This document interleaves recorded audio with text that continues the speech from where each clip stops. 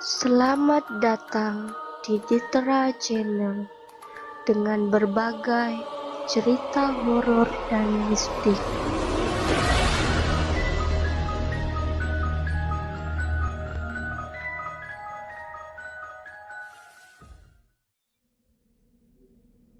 Kisah mistis jalanan angker Gunung Cilik.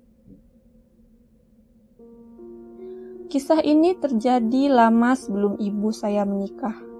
Saat itu, ibu masih tinggal di sebuah desa yang terpencil.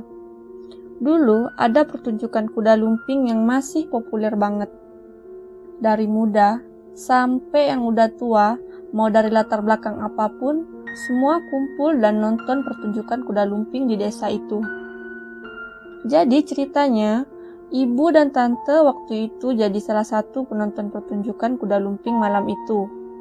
Acara berlangsung sangat meriah. Banyak warga yang datang dan terhibur menyaksikannya. Tapi, tanpa terasa, waktu berlalu dengan cepat, hingga akhirnya malam semakin larut. Jadi, ibu dan tante waktu itu memutuskan untuk pulang meski pertunjukan masih panjang. Berbekal sepeda motor lawas, kedua wanita itu melawan dinginnya malam dan kabut yang menutup jalan. "Mbak, aku tahu jalan yang cepat," kata tante yang menyetir. "Terserah deh, yang penting cepat sampai, daripada dimarahin sama ibu," kata ibu dengan logat bahasa Jawa. Akhirnya, keduanya memutuskan untuk memilih jalan pintas itu. Di simpang jalan, tante memutuskan mengambil jalan pintas yang dianggapnya bakal lebih cepat sampai ke rumah. Ternyata, jalan yang mereka ambil adalah jalan yang gelap dan penuh semak-semak di sisi kiri dan kanan jalan. Jalan pintas yang dipilih ternyata membuat ibu merinding. Baru masuk jalan ini aja, ibu katanya udah menelan ludah sambil melihat pohon di sekelilingnya. "Lewat sini aman nggak?" tanya ibu. "Sudah, bismillah aja mbak," jawab tante percaya diri. Nggak lama, baru beberapa meter masuk dari simpang tadi, telinga tante berdenging. Udara dinginnya malam dan sunyinya suasana kala itu makin membuat ibu terus memandangi semak di sebelah kirinya. Seperti ada hal yang mengganjal dari semak-semak itu. Kondisi jalan yang kurang bagus dan kabut yang cukup tebal membuat tante harus mengendarai motor dengan pelan dan hati-hati. Saat lampu menyapu jalanan, tampak sesuatu di depan mereka.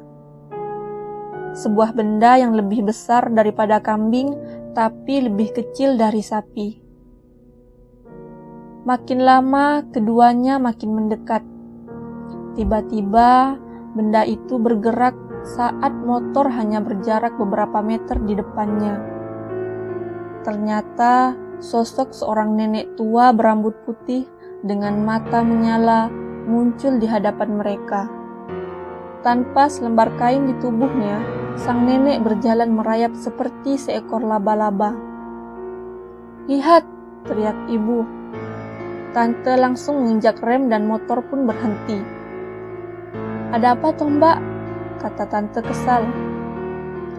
"Tadi ada yang nyebrang," jawab ibu. "Mana mbak? Aku nggak lihat apa-apa," balas tante. Jawaban tante pun makin membuat ibu kebingungan. "Iya, tadi dia nyebrang masuk ke semak yang di kiri," timpal ibu. Merinding mendengar perkataan ibu, tante langsung tancap gas kencang-kencang tanpa peduli kondisi jalan malam itu. Untungnya, keduanya selamat sampai di rumah orang tua mereka. "Kalian ini kok pulang malam banget?" kata nenek yang telah menunggu ibu dan tante. "Hah? Jam berapa toh bu?" sahut tante ke nenek. "Lah, lihat itu udah jam 2 malam," jawab nenek. "Hah?" Keduanya pun terkejut. Ibu pun menceritakan soal jalanan yang mereka tempuh untuk sampai ke rumah malam itu. "Oh alah, dasar gila. Ngapain kalian lewat situ? Untung bisa pulang," kata nenek. "Lah, kenapa toh bu?" tanya ibu. Ternyata Konon jalan itu dikenal dengan Gunung Cilik atau Gunung Kecil. Jalan itu adalah jalanan melewati bukit, yang kirinya merupakan turunan atau biasa disebut jurang kecil.